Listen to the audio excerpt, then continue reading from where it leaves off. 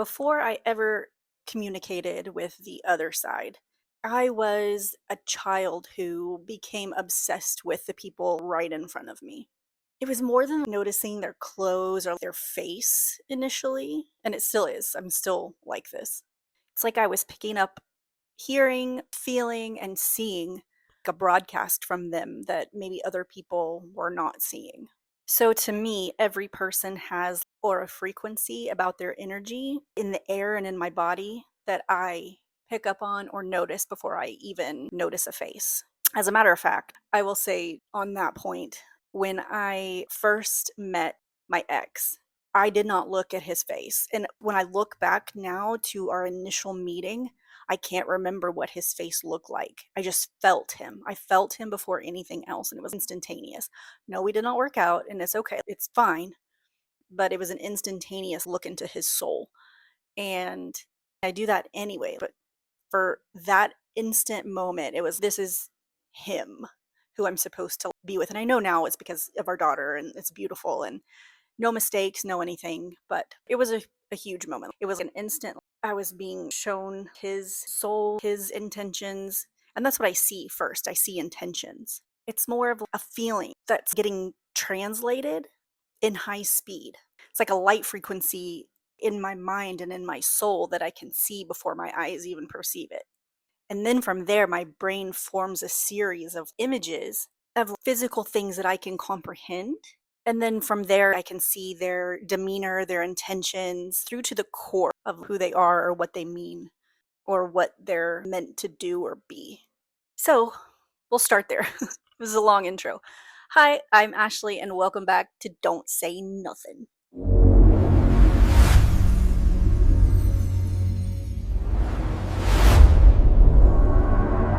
So it sounds woo, and it is, but it's actually a really sophisticated neurological process. And it bridges my work as a naturopathic practitioner and my gifts, what I consider gifts as a medium or an intuitive. So, like I said, it's more of a feeling and more of seeing. It's more than just seeing things. My brain is working as a really high speed translator. It takes raw, invisible data of biophotons, and we'll talk about that maybe next episode. Then it turns it into this visual language that I can understand. So that's what's happening inside my brain. People often ask me, do I see auras? And I guess the simple answer is yes, but it's a lot deeper than that also. It starts as like a visceral feeling, and then I get the vibration throughout my entire body. It's like someone take a tuning fork to my nervous system. And if you've never worked with those, they are really cool. I actually never had till I was going into practice and I was starting in Burbank with this amazing doctor. He was a chiropractor named Dr. Alan Kachatourian. I will never forget him. He is such a pivotal landmark in my story and how I began practice and how I even wanted to model myself as a practitioner. I mean, he was just an incredible guy. And I'll touch more on that story some other time. That's coming. But he had tuning forks and he would do that. And that's really cool. And I started learning about that method and everything. And it was like, oh, this is like a physical representation of what my body feels when I'm trying to tap into someone's energy. It's almost like it's supposed to balance you, but it's like, oh, that is what it feels like. I could actually put my hands on something in the physical world, in the world we live in every single day. I could put my hands on and be like, oh, this is what it feels like. And it's interesting for me because it does start up top, but when I know that it reaches my nervous system, it's like the tingling in my back, in my flank area. I know it's weird. And I've tried to be like, how do I explain that physically or scientifically? And I think it's just because that's where my adrenal glands are. That's where the nervous system gets its actions from. And so that is what I attribute it to. But anyway, so do I see auras? Simple answer is yes. But again, it's deeper than that. I know if someone has like a feeling, like if they're angry but they smile anyways, I get a jagged feeling. Oh, it's a little edgy. It's a little edgier. There's a dissonant frequency that happens when I know someone is unhappy or doesn't have good intentions for themselves or for people around them. And it's a very disconnected type of thing. And it feels a little uncomfortable. If people are grieving, I feel a very low. And also that comes from empathy, right? Okay, so pause really quick. Every human being, unless you're a sociopath or a couple of other reasons, every single human being has empathy. So we all have that. So when people are describing themselves as a medium or an intuitive and they're like, I'm incredibly empathetic, we all are supposed to have empathy as a human. We have that by neural design, by innate maternal and paternal design of our bodies. We are designed to pick up on feelings and energy and be able to relate and help. We are supposed to grow up in community, and you can only successfully do that if the community all has empathy for one another, if that makes sense to me. But that low frequency of if someone is grieving, there's like a pull. I don't have to really not allow it to pull me out of my body completely unless someone really needs that from me, and I have to disconnect from my own ego, my own physical structure, and just fully allow them to grieve in a reading or otherwise. But this is where, so again, that's my washing machine. If you can hear that, I'm sorry. But anyway, so it gets interesting because my brain doesn't leave it as a feeling. So I'll have the feelings through my body, but then my brain goes, we need a physical, visual representation. So it's like my mind's eye takes all those feelings and then projects it into a slideshow in my brain, in my mind's eye. It takes all the noise throughout my body and shoots it out into images. So I'll get silhouettes of color. I'll get even like a symbolic scene of some kind. So I'll give you a cool for instance. So this is something that happened more recently, so I can give a better example, I guess. So I was reading a person, and this was not my first time reading him. I think it was the third time, but the very first time I read him, I'll go back. I originally saw him as this beautiful indigo energy, and from there, my brain showed me images of strong figures and things that were very overpowering, but not in a bad way. So I'm picturing the most beautiful mountain top at night against a sky full of stars and galaxies that you can see, and that deep indigo color. I'm seeing huge angelic figures that have that same energy about them, stuff like that. So that's what I originally saw him as, and dug everything out from there. And then on the third time, he asked if it was okay if his wife stepped in for a second. And of course, I was like, of course, that's wonderful. And as soon as she walked in the room and sat down, before she even sat down, I saw her as this beautiful, vibrant orange color. And I have never originally seen anyone as an orange like this. If I'm seeing anything represented in like a fire sign or something like that, I'll see, but it's not even signs. It's not even always that, but someone with a fiery aura or something like that. I don't know. I've just never seen this color of orange before. And then in beautiful unison, I saw his indigo and her orange merge so beautifully. And I was like taken back. I just have to say, first of all, with his blue aura and then her initial onset of seeing her energy. And I didn't read her fully. That's just what I saw and picked together some images from there. But it was just like this beautiful mix together of their auras. And I want to try to find a photo to show you guys of that. And I will insert that here. But that's, of course, my mind sees it in ways I can't properly explain in words, but I'll get as close as I can to showing you. But it was beautiful. And so that happens sometimes in couples readings. I have done couples readings before where, and I don't mean to laugh, but it was probably for the betterment of both of them, just knowing their paths were not going to, they were this right now, but they're going to go like that. And their auras collide. Their energies don't, it's almost like the opposite ends of a battery. You're trying to put them together and it's like, you can do it. Do you really want to? Because it's like, it's not really working. That's just a fortunate reality. But anyways, so that is when I was able to start putting those things together. It was really cool. And very rarely would I have a time where I saw someone who was that bad. We all have our thing. I learned that very early on. And it's like a blessing, I think, and a curse to part of this is that I was able to really early on, we all have our thing. By the time I was in 8th grade, I just had this really strict no judgment policy. Unless something was really bad, you know what I mean? I won't go fully there, but just, unless something was really bad, I'm just like, we all have our thing. I was a cheerleader from 4th grade. Was it 4th grade? Yeah, from 4th grade to my senior year in high school. And throughout my junior high years especially, that was when I really like I just had the height of no judgment. I love everyone. I love people. I fucking love people so much.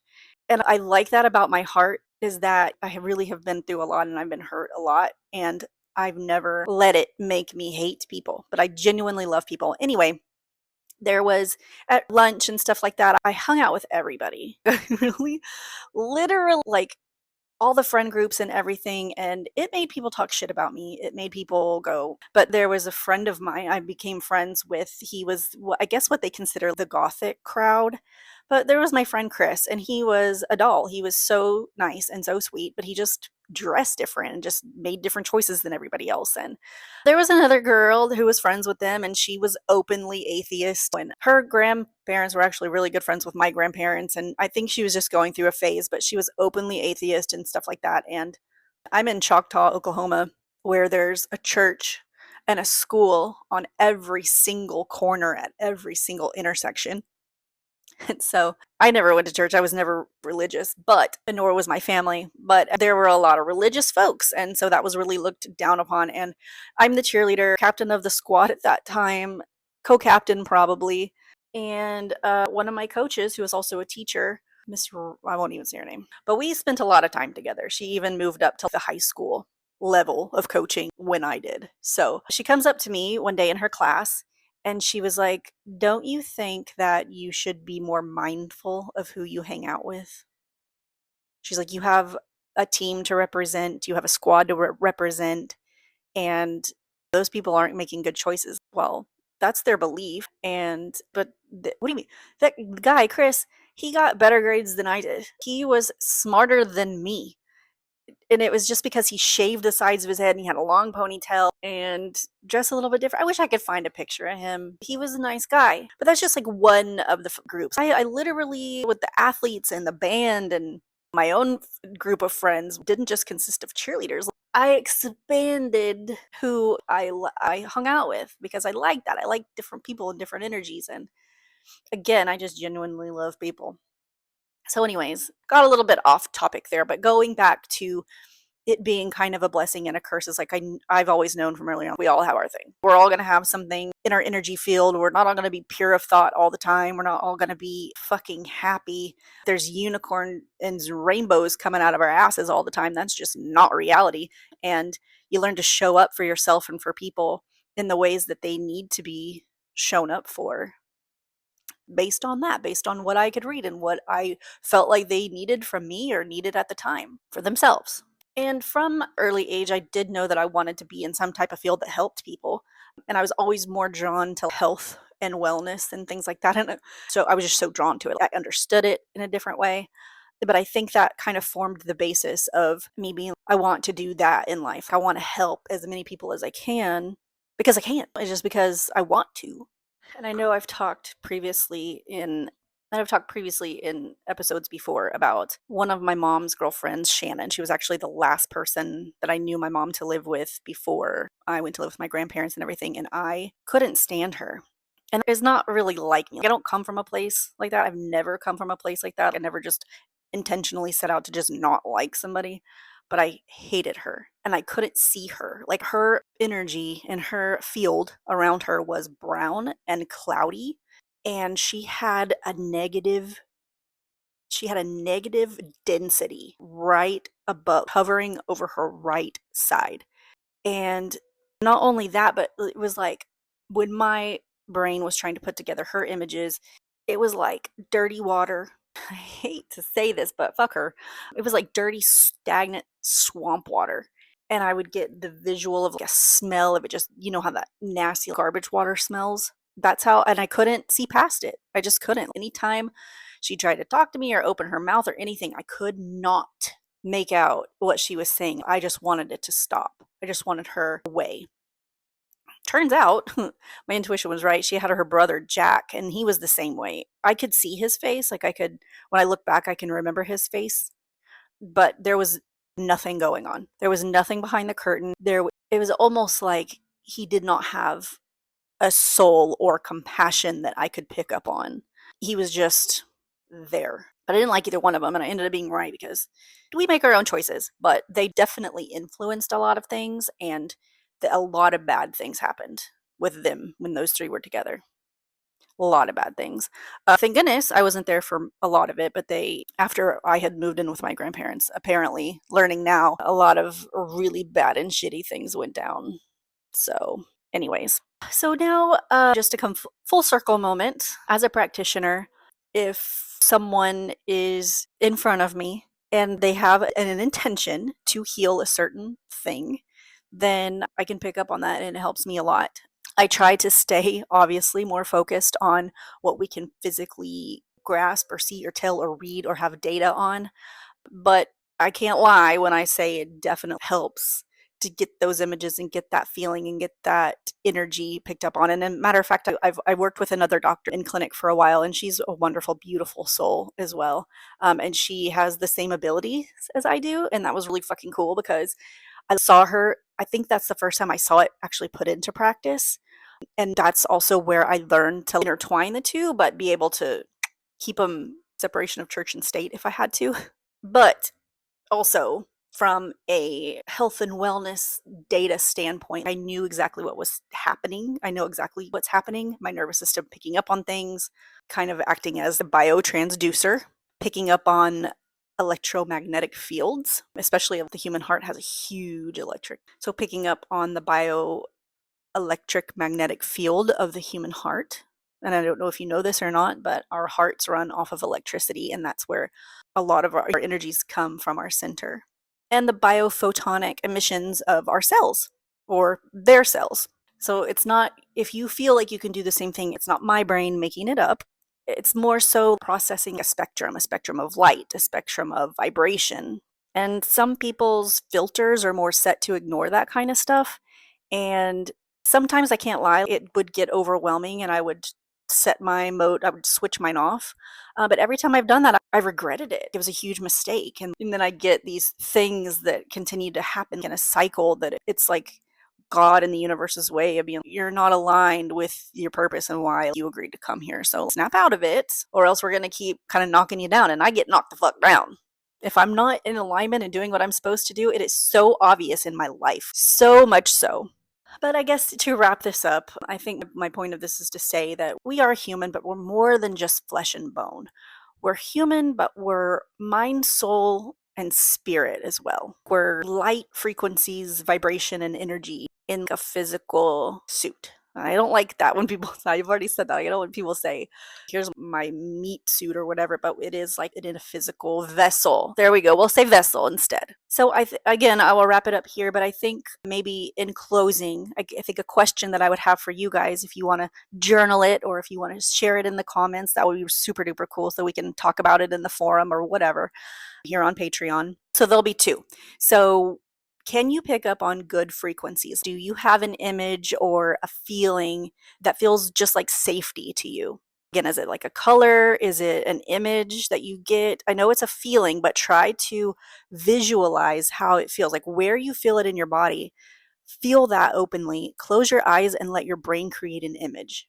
So for me, when something is really safe, one of my very favorite things are roses. When I see someone who's comfortable, very safe, very good, like a really good, happy energy person, I will see a rose, and I will see like a rose represented in whatever color that I feel that from them specifically. And then that's when I will see the aura. So that's the first question. Second question. Do you have a liar or someone is dishonest or their intention? Do you have a color or a feeling for that? So for me, if it's uncomfortable or I know someone is dishonest, so for me, I will see if someone is a liar or incredibly dishonest or they do not have good intentions. I see this deep gray color, and then I will feel really not super duper heavy, but I will feel blocked. I'm shackled. I will see the shackle on one of my ankles, and it's funny, depends on which ankle. If it's the right ankle, it means a certain thing. If it's the left ankle, it means another thing. But I will feel that not being able to go forward, not being able to walk fully and freely, and I will see that gray color, and then I'll know I gotta stop. This doesn't feel super safe. The intentions don't feel right or good or super duper. Maybe it's just toward that me in that moment or whatever. But that's what I see. So what do you see in those instances. So those are your journal prompts or your interaction prompts on this video, and I will see you guys next time. I think we'll talk more about the scientific, deeper translations or definitions of biophotons and the electromagnetic field of the human body. Thanks for joining. See you next time. Bye, guys.